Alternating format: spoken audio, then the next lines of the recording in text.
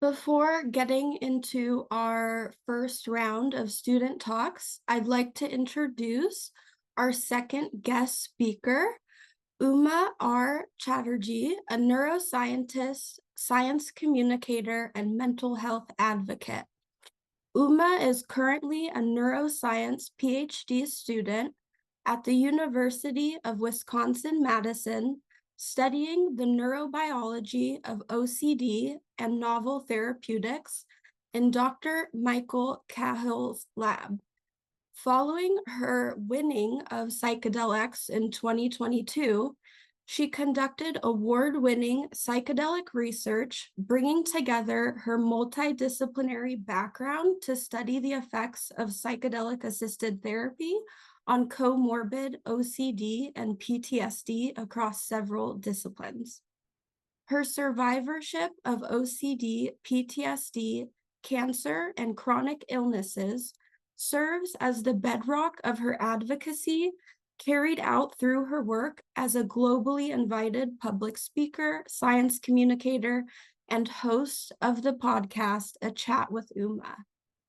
Uma also serves on IPN's board as Director of Strategy. Today, Uma will be speaking about the PsychedelX Journey with 2022's winner from PsychedelX Talk to Independent Research Projects and Beyond. Welcome, Uma. Hi, everyone. It's so good to be here, and it's so great to share my story with you today, because I want to start off by saying, before I start sharing my slides, that this presentation is not about me. I know you just heard about me in the bio, and the title says it's about me, but really, truly, I view it as a testimonial of one person, of the power of what psychedelics and what IPN has created can do for a person, because it has radically changed my life professionally, personally, and I am so incredibly grateful and lucky to have crossed paths with IPN, because I truly don't know where I would be professionally without it. It completely changed the course of my life, as you will see. So I hope through this presentation, you're able to take many nuggets of wisdom from the luck, honestly, that I experienced, and you're able to just embed that in your own life, whether you're actively participating in psychedelics, which I know many of you are, or you have, or if you just have an idea that you want to pursue and it's unconventional and doesn't fit within the paradigm of how research and ideas currently work, because truly the sky's the limit and anything can happen. So without further ado, let me share my screen.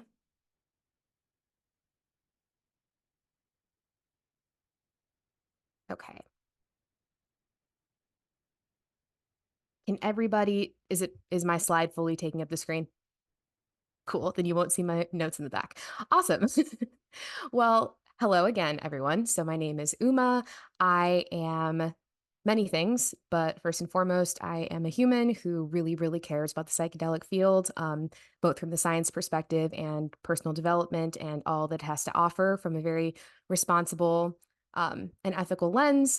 That's why I'm here. That's why I joined IPN, and that's why I participated in psychedelics back in 2022. So today I'm here to talk about how I participated in psychedelics 2022, everything that went into this very serendipitous talk that happened, and everything that's happened since, to really talk about the power of what psychedelics and IPN has to offer for people like me and so many people in our community.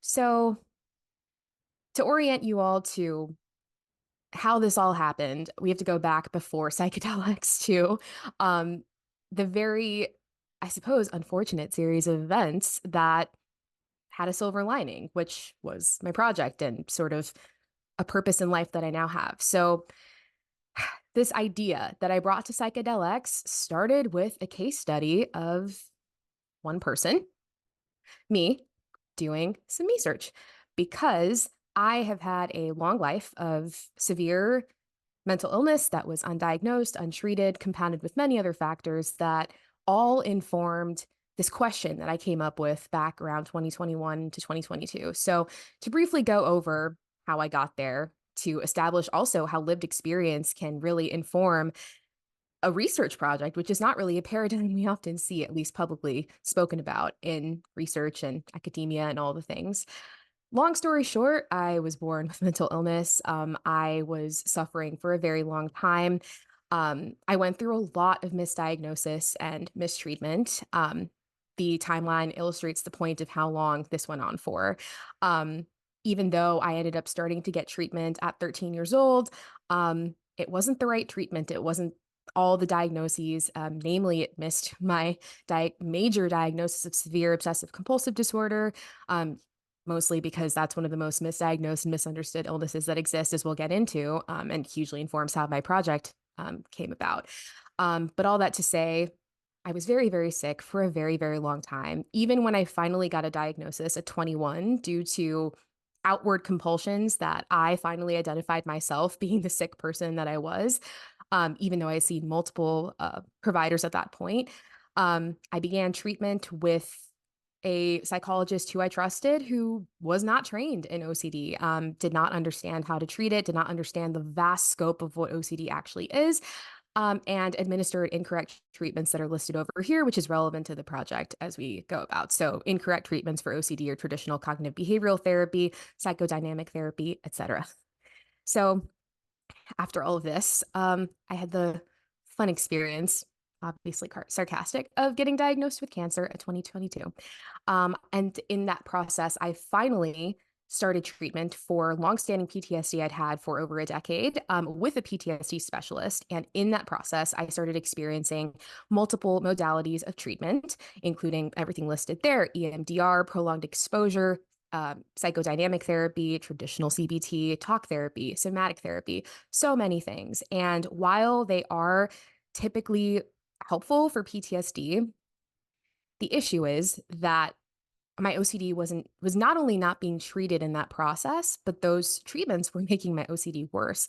So in 2020, um, still very much struggling, trying to convince myself that I should be better because I am in treatment. Everyone says just go to a therapist. You have mental illness or mental health issues, just go to therapy and everything will be fine. And that just wasn't the case for me. But I not understanding the full scope of my mental illness and understanding what evidence-based treatment actually was, because no providers had actually provided that to me. I could only make it about myself and feel shameful that I had done something wrong and I was doing treatment incorrectly. All that to say, I was at another rock bottom. I think many of us were in 2020, but compounded by all of that was everything I was going through. I realized my OCD was actually real. It was still debilitating me, even though I had, in quotes, been through treatment, and it was interfering with the PTSD treatment I was doing.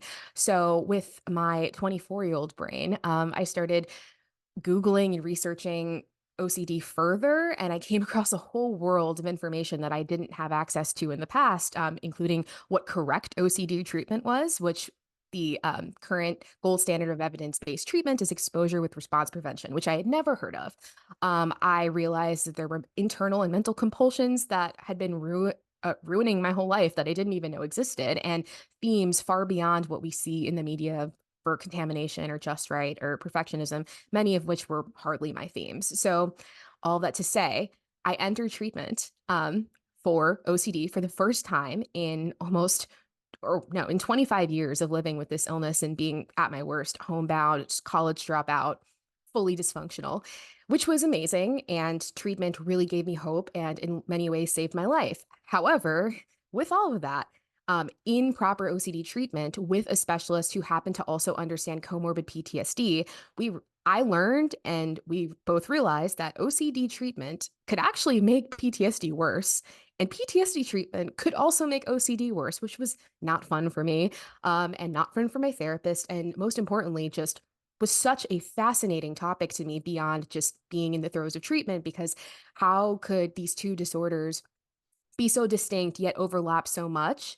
And how could treatments be conducted in a responsible way when they make each other worse when done improperly? So, through all of this, I learned that all of those treatments I had been experiencing generally for mental illness, because I had earlier been diagnosed with major depressive disorder, generalized anxiety disorder, all the things, everything I had experienced with those treatments, as well as everything for PTSD that I had been going through, were actually making my OCD worse.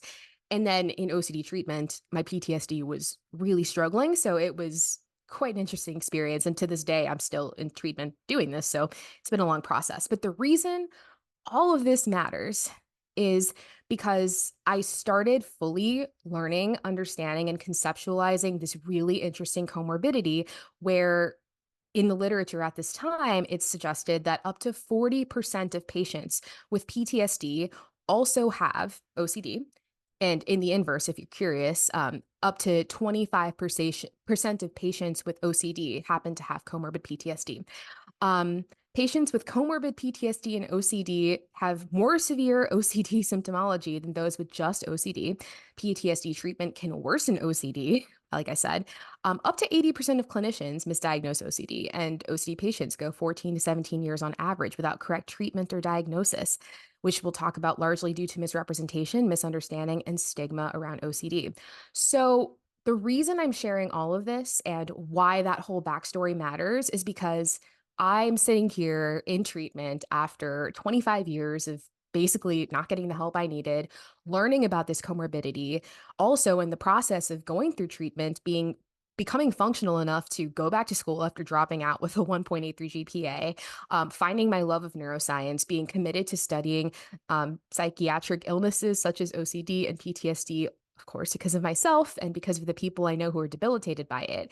And being really interested in the psychedelic research fields because, of course, all of the burgeoning, really hopeful research coming out with treatments for people who had been treatment resistant for so long, such as myself, and having gone through some of those, treatment modalities myself, I was like, this is what I'm going to do. And in the process of taking all of that lived experience, all of that information, and developing an interest in comorbid OCD and PTSD, I put myself in the shoes of, well, I was thinking I would love to be a part of the MDMA assisted therapy trials for PTSD because I have PTSD and this treatment is not going very well. So if I were to do that, if I were to become a part of this trial, how would that impact me given everything I just said about the fact that comorbid OCD exists and the treatments are confusing and work against each other? So that's where I found myself in 2021. And I decided to kind of look into everything around MDMA assisted therapy for PTSD to see how it considered comorbid OCD, if at all. And what ended up happening is I had a lot to find out. I had a lot to find out. And what went from me just thinking about myself and what it would look like for me to be in this situation. Sorry, I was checking the chat to make sure you guys can all hear me. What started with me thinking about how I would fit into the situation and how it would impact me became this deep dive of just taking in so much information and coming to so many different conclusions about how it's not actually at this point considering comorbid OCD, how there are inadvertent unintentional harms to people with comorbid OCD and how we could do better, most importantly, because it's one thing to find the issues, it's another thing to pose solutions. And so I'll skip over the entire, actual research presentation because that's not the point of today's talk, although you can definitely find it on the internet. I have links at the end if you want to watch it. But what's important to point out are that relative to my PsychedelX journey is that I had findings. In summary, through all of the research, through all the talk that you'll see, there were findings that were at this point, the exclusion criteria doesn't consider comorbid OCD and can ultimately be harmful. Different psychedelics, especially in terms of MDMA, may be pharmacologically beneficial and harmful to varying parts of OCD pathophysiology, which matters if someone with PTSD and OCD is going into a PTSD trial. It matters how that drug or that compound will impact their OCD as well, right?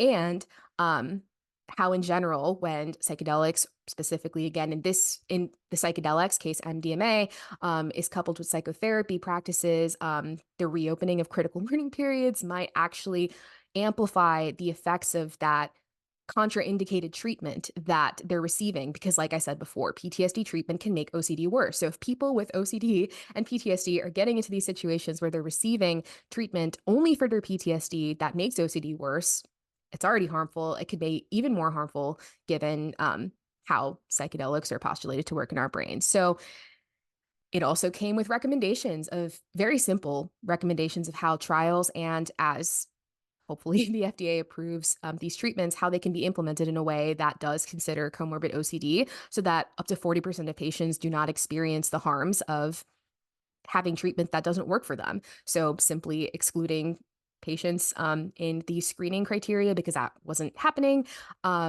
screening out for them in general. And if all else fails, training clinicians to also identify and treat OCD in those moments and be able to discern what is PTSD and what is OCD, which again, all the details of how I got to these conclusions are in my talks. But the reason I'm sharing these findings and recommendations is because they're relevant to how things have played out since with psychedelics. And I guess, spoiler alert, these have been implemented in multiple clinical trials as a result of participating in 2022. So we'll get into the journey of how this entire project coincides with psychedelics. So I have developed this, I didn't even call it a project. I was just reeling, frankly, about having this question and then going in to the depths of the internet and papers and training manuals and thinking either I am just really dumb and I'm missing something, or this is not adding up and this is actually quite concerning to me. So I have all these thoughts. I have no idea what I'm doing. For context, academically, I am a non-traditional student. Like I said earlier, briefly, I had failed out of college at the one of the rock bottoms of my journey at 20 with a 1.83 GPA. I had failed pretty much all of my psychology and neuroscience classes. I had returned back to school as a result of improving somewhat through treatment, which is amazing. I graduated with my undergrad in psychology, and I found my love for neuroscience, wanting to understand on a deeper level what's going on mechanistically in psychiatric disorders, obviously, because I'm very interested in them because I live with them every day.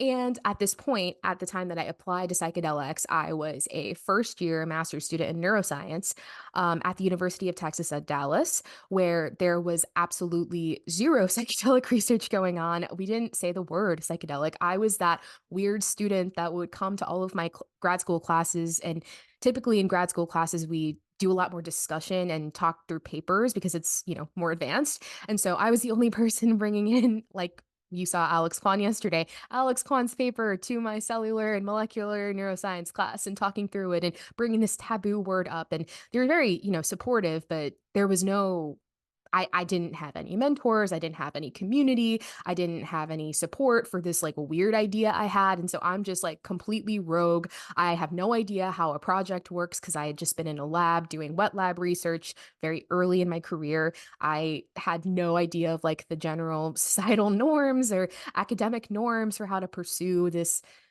independent project, which spoiler alert isn't really a thing, but now it is because I did it. And so I didn't know what to do with my thoughts. I was like, do I write essays? Do I try to write a paper, even though I've never done that before? And, serendipitously enter the fact that I found IPN and psychedelics was happening. And so I am a very avoidant person. I really told myself like I don't deserve to be in this psychedelics thing. It's so cool. I'm dumb. I don't have mentorship, all the negative thoughts that can go through one's head. And as I typically do with anything I apply for, I waited till the very last second and in this weird avoidant way, I like did it from my phone and applied because it was too scary to do it on my computer. And so from my phone in bed that last night before it was due, I turned it in. Like literally we could pull up the old records and you'll see I was probably the last one to turn one in. And somehow I got in, which was amazing because psychedelics ended up being literally the launching pad for a world and a life and a project that I never thought possible. So I got into psychedelics in April of 2022. And that commenced me starting to go through the psychedelics process that many of or everybody that you've heard talk through this past 3 days has gone through. It's this really incredible process where you go through months of mentorship and training specifically from your assigned talk coach. Mine was Victor Acero, one of the co-founders of IPN, who really took me under his wing. And while, your talk coach doesn't necessarily know, anything about your talk, it's more so about how to formulate an effective, um, coherent talk and for it to make sense. And if it doesn't make sense to them, it's probably not going to make sense to anybody. And like I said, this did not involve mentorship like early on. Like I just had all these thoughts and I was so like angry and confused. And I was like, I just need to get this out. And so I just had this very like just stream of consciousness list of things with like hyperlinks to different papers and stuff. And like I just had a lot to say. And this process really helped me refine my point and honestly discard a lot that I wish I could have said, but just like didn't make sense in a talk, and helped me get to a point and say it effectively. And I had so much to say. So this mentorship process really got me from like this stream of consciousness Google Doc to a full blown talk, which I never would have had. I didn't have any resources to help me do this in my actual life. So that was absolutely incredible. What it also provided me was the very first experience I had with this project of any form of peer review. Typically people talk about peer review in the context of a paper and having it go through approval to get published in a journal. But obviously, I was so far away from that process at the point. And I had nobody to talk to that I had access to about all these ideas in my head. I mean, besides my therapist who like understood the comorbid part, but didn't study psychedelics. So, and your therapist usually isn't someone to talk through research with. So I had nobody until this point to like actually put my ideas past. And not only my talk coach, but we were assigned to teams where there were like 3 people on our team being mentored by our talk coach, which is typically how this works. I've been a talk coach the last 2 years and I've had an amazing team each time. And through that, I'm not only getting the peer review and the genuine questions and holes and all of the things that you can't see yourself from my talk coach, but the other 2 people in my cohort or in my group. So that was really, really helpful because it already started showing me, one, that maybe I was onto something, or I just hoodwinked all these people, who knows. But most likely I'm onto something, but also it really helped me once again, just like more effectively get my point out and flesh out my points, defend my points, refine everything I'm saying. And lastly, this is something that is a thread through my entire presentation. It provided me community because I was completely alone. I didn't have anyone to talk to about this stuff except for my husband. I, it was, and to an extent still is such a taboo topic, especially considering where you're going to school or where you live. It's so hard to just like have all these thoughts in your head and have ideas and have a passion for something and not have any idea how to actualize it. And this was my first direct experience of having like support and community beyond everything I said with peer review and mentorship, just being supported as a person, having these ideas and wanting to make a difference. So that process in and of itself was so incredibly valuable and really informed the launch pad that psychedelics became for me as I continued with my career. So getting to the actual PsychedelX 2022, 2 years ago from what's going on now. Long story short, I was a presenter, then I was named a finalist, and then I was named a winner. And the reason I'm sharing all of this is because it's what's happened. But in terms of the point of what I'm sharing with you all and how you can take your psychedelics talk slash any idea you have and actualize that into a full-blown project, it actually doesn't really matter that I was a finalist or a winner because I could have just been a presenter or I could have just had an idea. The only impact really that the finalist part and the winning part had was for me as a person. I particularly and especially compared to the people in my cohort, had again like no formal mentor in this situation. I truly just had these ideas that were informed largely by my lived experience in terms of the comorbidity aspect. And the reason I figured all of this out was because I was suffering with it myself. And while now I'll get to later, like that has become one of the greatest assets of my career and is something that I'm so proud of, it was not normalized at all to be, you know, doing research of any kind, doing independent first author type research without formal mentorship with someone with way more letters and experience and credentials. And it made me feel like I was like living in a different world, and I was probably very, very wrong, which to an extent is healthy and indicative of a researcher, like always questioning the integrity of your work and making sure that you're being as being as thorough as you possibly can. But for me, it became pathological, like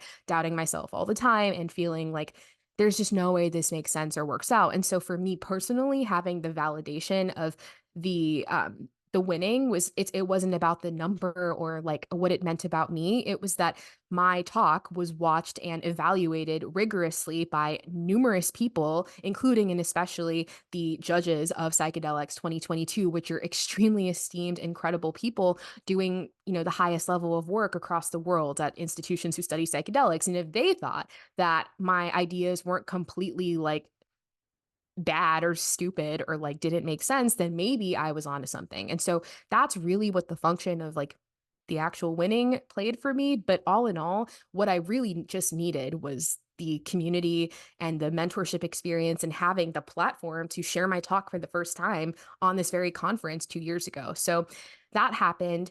And that was such a transformative experience for me. And from that, this is where we get into what I did with my psychedelics talk, because one could just do a talk and have it out there and be done.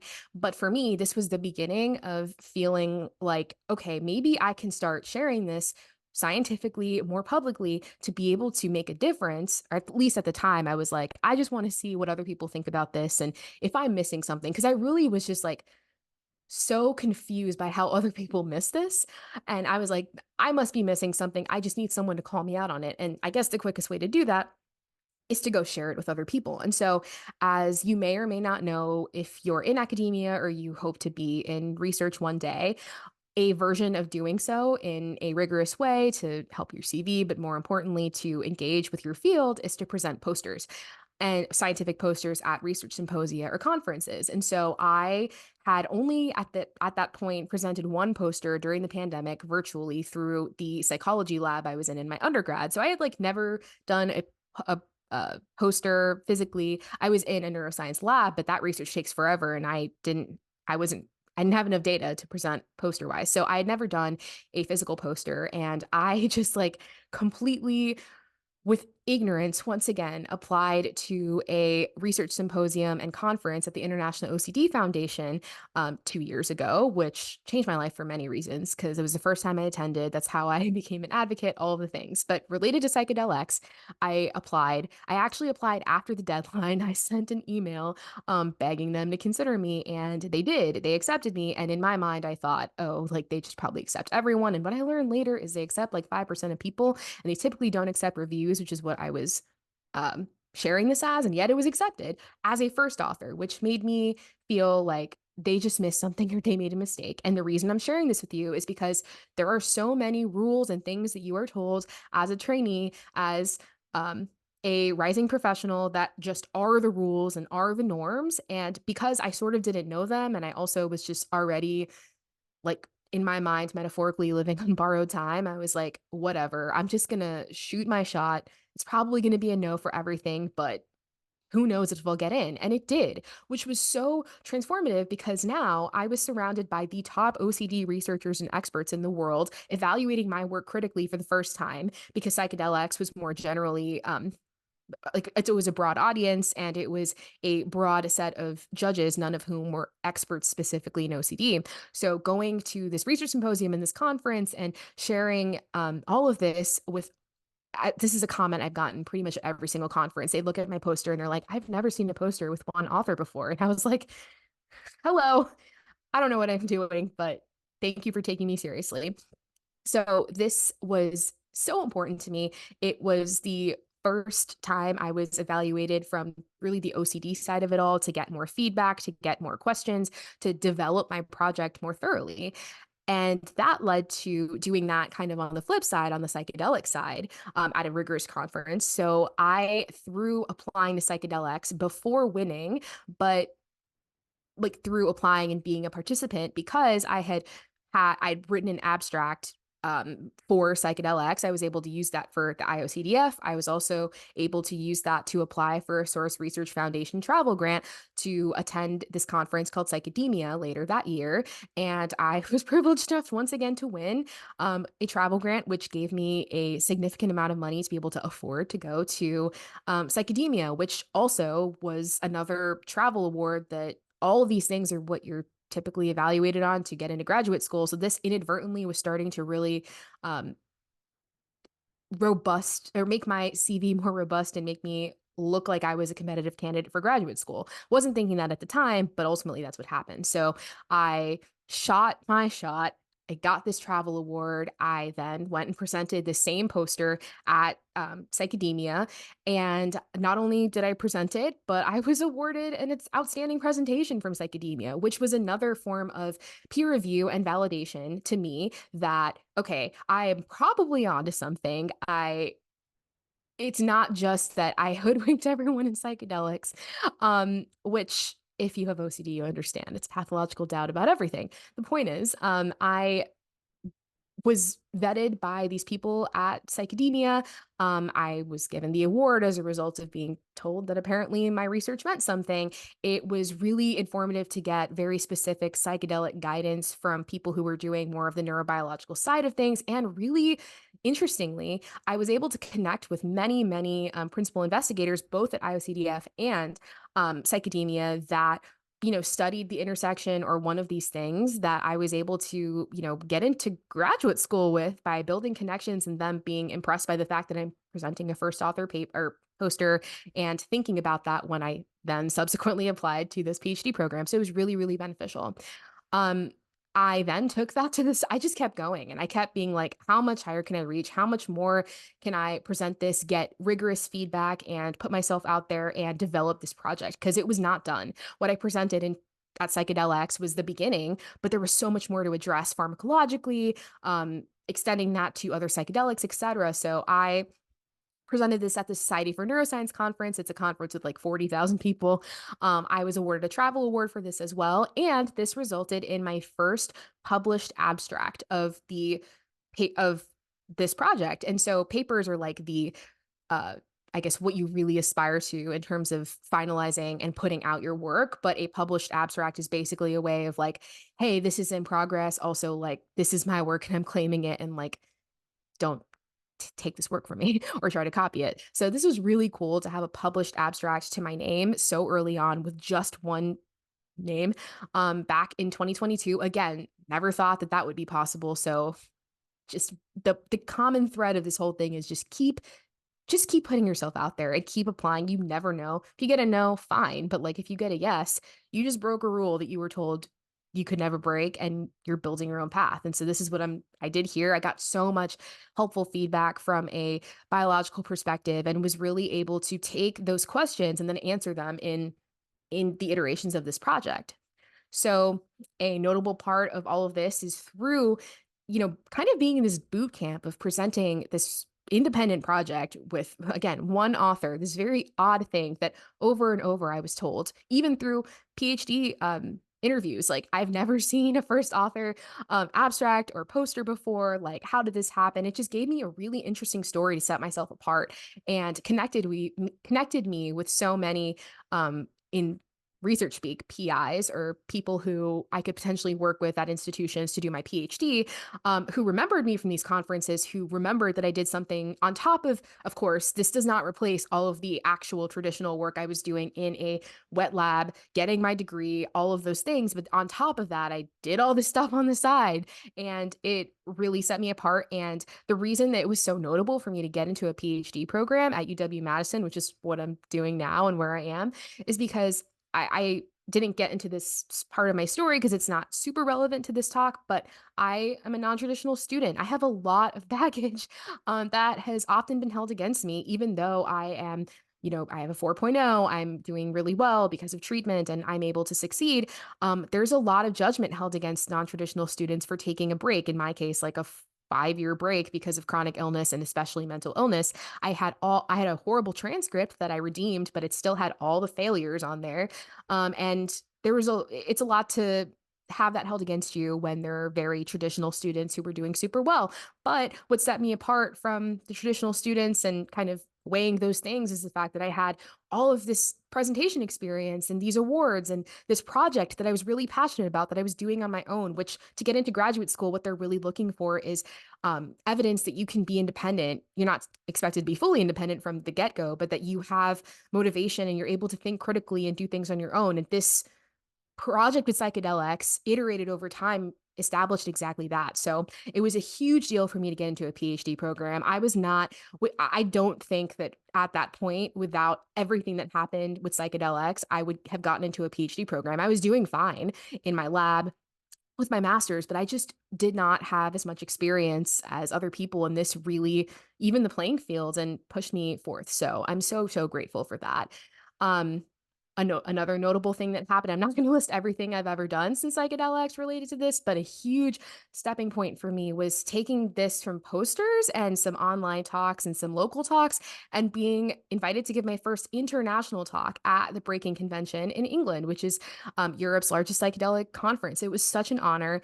And in at this point, I took the MDMA assisted therapy findings and I generalized it to psychedelic assisted treatments in general. And then I specified examples using MDMA assisted therapy. So that's a way of iterating the project in a different direction based on where I'm being asked to speak and the audience and the point. So I generalized the talk.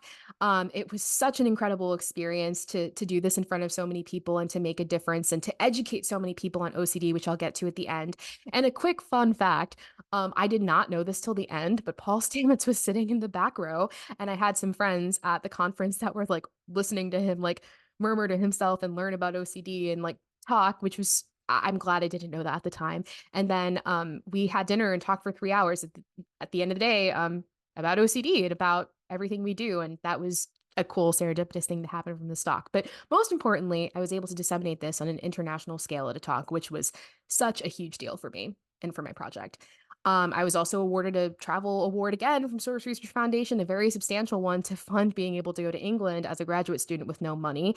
And that made things even easier for me and better. And then full circle, I was able to present this as a poster at the largest psychedelic conference on planet Earth, Psychedelic Science, last year in Denver by MAPS, which was absolutely incredible. It's like where everybody who studies psychedelics is, if they can go, and to be able to raise awareness for comorbid OCD and make a difference iteratively that way was incredible. And I also just wanted to shout out because of everything that had happened. I had established myself with a psychedelic career, being, getting into graduate school, having a path that I forged, and through many of our individual experiences in IPN leadership, we were able to provide a completely packed out panel at Psychedelic Science talking about our journeys in a very meta way. So that was a huge, huge experience for me.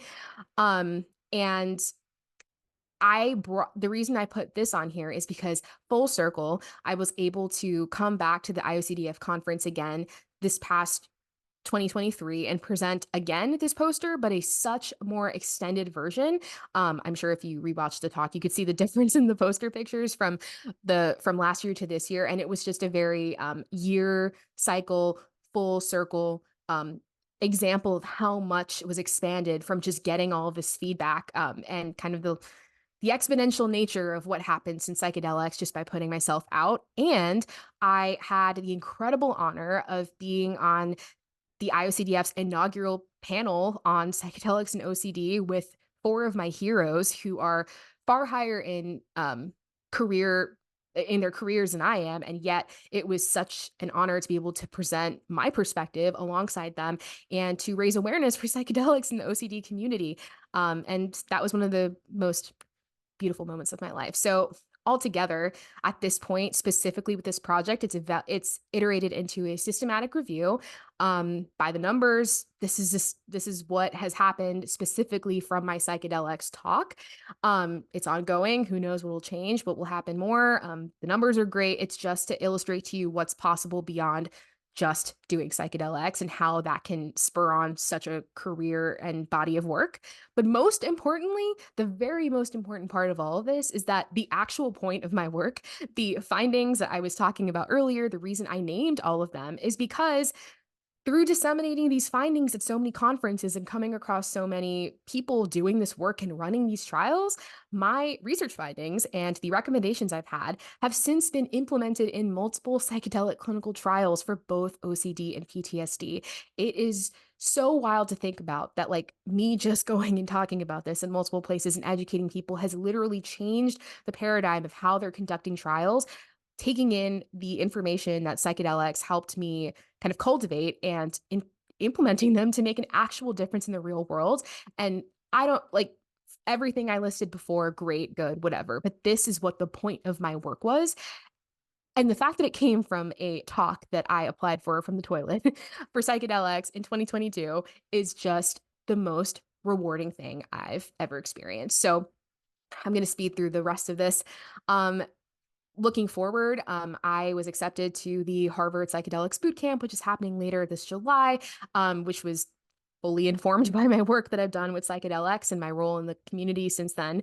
I am presenting at Johns Hopkins next week with everything I just talked about to inform their clinical trials for OCD PTSD because they want to understand the comorbidity to address it ethically. We're doing an encore of the panel I talked about at the IOCDF this year with even more data, which is so, so exciting. And hopefully, I will be publishing this paper. I am just very afraid and nervous, but I am working on it with collaborators. It's very, very exciting. Joining IPN and participating in psychedelics completely changed the course of my life. This is a picture of me in 2019. I'm coming out of cancer. I've discovered the world of psychedelic research. And inspired to go back to school, as afraid as I am. I was completely alone, though. I had no community except for going to this one event for MAPS. And that's not local. That's not long term, right? So I was so lost. I was so confused. And then by serendipity, I found psychedelics. I also joined I found IPN and I joined their leadership team to become more involved. And that was in parallel to participating in psychedelics, but it just gave me this sense of hope and community and empowered me to keep going and doing all of this wild stuff that like nobody understood. And I would just keep telling this community what was happening next. And I got nothing but love and support and guidance. And it was irreplaceable. It's why I'm here today and why all of this has happened. And that QR code is to join IPN because it's free. It's meant for everyone. Like, why would you not be a part of IPN? And then very full circle, I realized I had selfie pictures of being a volunteer, being completely alone, and then being a speaker at that very conference in 2023 with the work that I've done as a result of psychedelics. So it's totally changed my life, and it's why I'm here. I added this quick PSA at the end because we talked about OCD, and I don't have time to go through all of it, but OCD is not what you think it is if you don't have it. It's not a choice, an adjective, a quirk, and it's not a joke. It is one of the most debilitating illnesses that exist on planet Earth. Treatment works, but you need to get evidence-based treatment and understand what OCD actually is. Mental compulsions are a real thing. Um, these graphics really illustrate how extensive and complex OCD is and how there's so many myths and misconceptions about OCD, which is why people like me don't get treatment for so long, which is why OCD is overlooked in many clinical trials, the comorbidity, and why treatment for OCD is not considered, which is why I'm doing this work and raising awareness. And the reason also this PSA matters is because psychedelics is what empowered me to start actively being open about my lived experience. The way I gave that timeline at the beginning of this talk, that's how I started off my psychedelics talk. And I literally was like, hey, I have these conditions. My lived experience of experiencing this comorbidity is what inspired me to think about this as a scientist and develop this research project, which is not a thing people do in academia. And this is what I stand for. And this is why I'm here. Psychedelics was the first public way for me to do that. And my entire project was built upon lived experience, which only psychedelics at the time promoted. From there, it gave me the launch pad to be legitimate enough to go share this at other conferences, but I would never have been accepted in the outset without having this opportunity here and to be accepted and uplifted as myself and for my survivorship and me being mentally ill, being platformed by psychedelics is what has gone on to impact everything I've ever done, whether it's related to psychedelics or not, what it's in my PhD program, the way I applied, everything. So I'm forever grateful. And that's why I include how I exist with my science to hopefully inspire anyone else to feel empowered to do so. Because if I can, you can. And IPN will definitely help with that. So closing all of this out, please connect with me. You can scan that if you'd like to watch the actual PsychedelX talk, as well as my Breaking Convention talk for the more robust version of it.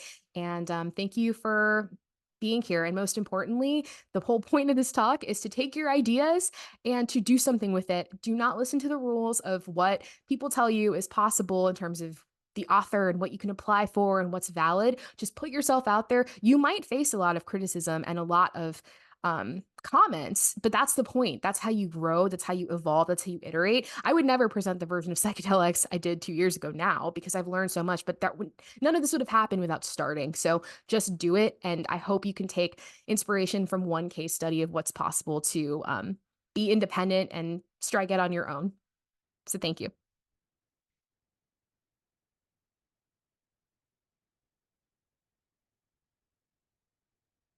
Thank you so much, Uma. You are such an inspiration, and I just love watching your journey and the important work that you're doing. So thank you. We will move into a short Q&A session with Uma. We've got quite a few questions, so if it's okay with you, Uma, if I can message you a few of them, and you can answer them a little at your leisure, we'll do that. But for our first question, this is going to be a little bit of a two-part because they're a bit similar.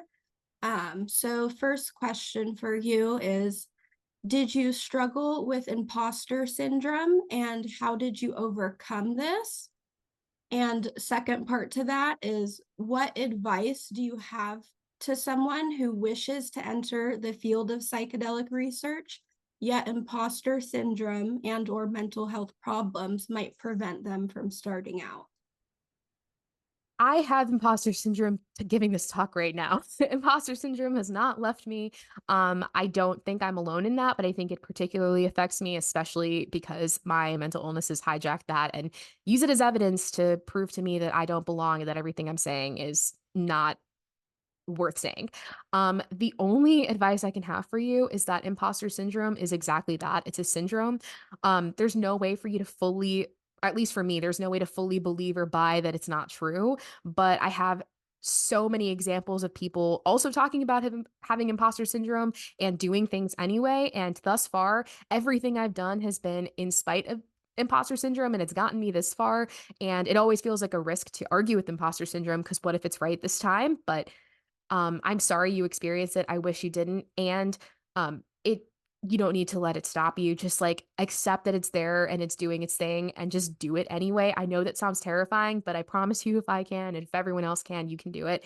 And in terms of feeling like an imposter for having mental health conditions and entering the psychedelic field. I mean, my entire story is me just kind of forcing myself into the psychedelic field with my mental illnesses and with nobody really pulling me in and guiding me in or telling me I'm worth it. I just kind of showed up anyway. And I don't know how often people are, pulled in and ushered in to do something as opposed to just showing up and joining the field. And so your mental illnesses are lying to you.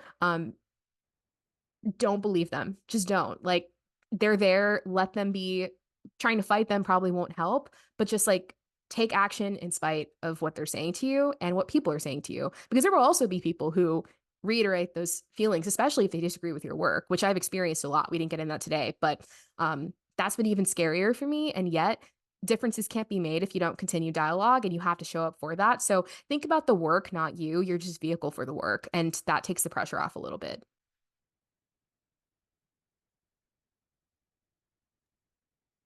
Thank you for that answer, Uma.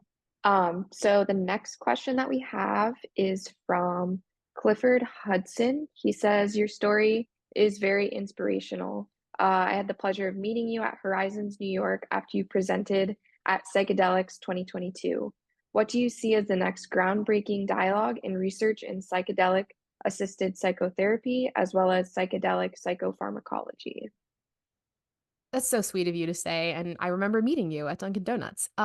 I think that the FDA AdCom meeting that just happened really illustrates both what I've been talking about in my work and what I think is especially important, which is the emphasis on understanding in the paradigm of psychedelic-assisted therapy, what the actual therapy is doing, because I think in, pop culture and in basic mental health conversations, we always talk about going to therapy, right? But as I illustrated in my story, not all therapies are created equal. There are specific psychotherapeutic modalities, just like there are compounds and drugs for different conditions. And yes, sometimes you're experiencing multiple at a time, but it's not just you're going in and talking about your problems. Like ERP, for example, is definitely not that. So that is a huge variable that impacts the how the totality of the psychedelic and the assisted therapy occurs, and that needs to be given its due diligence, as again my entire project is based on. So I think that's something that has not been looked at or cared about as much until this AdCom meeting, because of how much of the emphasis there was on the psychotherapy. And I think that's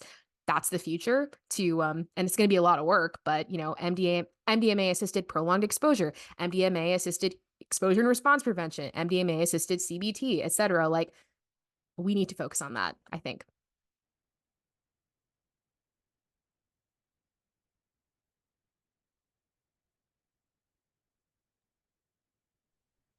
So another question related to this topic is, considering that Edna Pfau used her work on PE to develop ERP, did you find that PE negatively impacted your OCD? And how did you navigate using these exposure therapies for both OCD and PTSD? So, yeah, I find it super cool and interesting that the same person developed two of these treatments that sort of don't work for the other disorder. But to be super clear for everyone, PE is prolonged exposure. That's basically the exposure part of exposure therapy. And then ERP is exposure with response prevention, which is related to OCD, because OCD is doing compulsions in relations to your obsessions. And so PE does not work for OCD if you're not also doing the response prevention. There's no point of exposing yourself to your obsessions and experiencing your deepest, darkest fears and, horrors if you're not actually stopping the compulsion. You're just doing the compulsions anyway. They're just making them worse. So yes, doing PE without the response prevention, which in the case of uninformed OCD treatment, they didn't understand that I had so many mental compulsions that I looked like I was just sitting there processing, but actually I was doing mental compulsions, which just made everything worse. So yeah, that's why PE didn't work for OCD. And I get that question a lot because it sounds the same: exposure therapy, exposure with response prevention. But yeah, PE works great when you don't have compulsions and you're dealing with reprocessing trauma. ERP is the response prevention aspect of it all. So in terms of navigating them too, the way my therapists have always described it is always battling, pressing the gas and the brakes, because we're constantly dealing with, is this an obsession or is this an intrusive thought from your past, or with PTSD, or is this both? Is there a compulsion involved?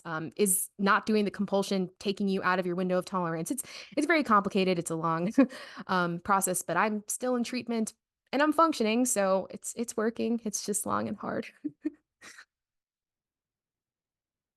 Again, thank you so much, Uma, for being here. We really appreciate you taking the time to be here.